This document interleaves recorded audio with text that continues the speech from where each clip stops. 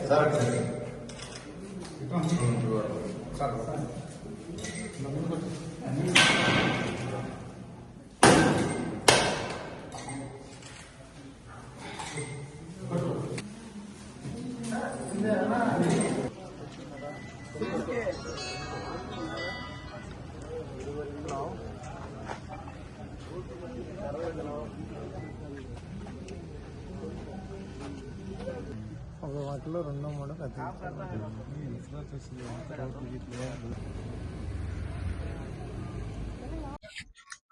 తీసుకోమ్మా తీసుకో okay sir okay తీసుకోమ్మా హౌస్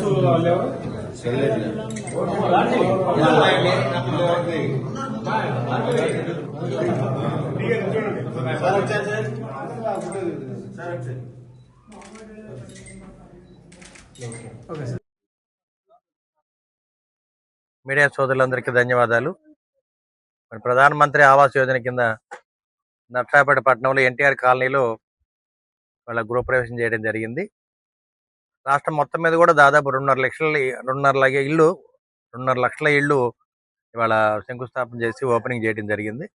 ఉమ్మడి కూటమి ఏర్పడిన తర్వాత శంకుస్థాపన చేసి ఇవాళ ఓపెన్ చేస్తా ఉన్నాము. మన ప్రీతమ నేత నారా చంద్రబాబు నాయుడు గారి ఆధ్వర్యంలో అన్ని చోట్ల కూడా గృహప్రవేశాలు జరుగుతున్నాయి. అదేవిధంగా మన డిప్యూటీ సీఎం గారు పవన్ కళ్యాణ్ గారు కూడా వీటికి హాజరవుతూ ఉన్నారు. ఉమ్మడి కూటమి ఏర్పడిన అన్ని సదుపాయాలు కలగజేస్తూ, అదేవిధంగా నర్సరావుపేటలో అయితే ఎన్టీఆర్ కాలనీలో దాదాపు 3,000 ఇళ్ళు కంప్లీట్ అయినాయి.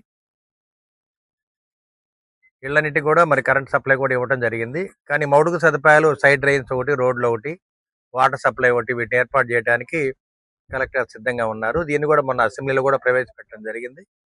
తప్పనిసరిగా ఈ ఎన్టీఆర్ కాలనీ అన్నింటిలో కూడా రాబోయే కాలం ఇంకో 2-3 ఏళ్ళు వెయిట్ చేస్తే కనుక మీరు 2029 దాకా అసలు ఈ కాలనీ మొత్తం కూడా చూడటానికి కూడా చాలా అద్భుతంగా ఉంటుంది.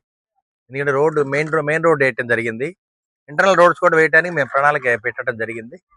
తప్పనిసరిగా గత ప్రభుత్వంలో దీన్ని నిర్మించినా కానీ దీన్ని అప్డేట్ చేసుకోవడానికి, డెవలప్ చేయడానికి మన ఉమ్మడి కూటమి సిద్ధంగా ఉంది.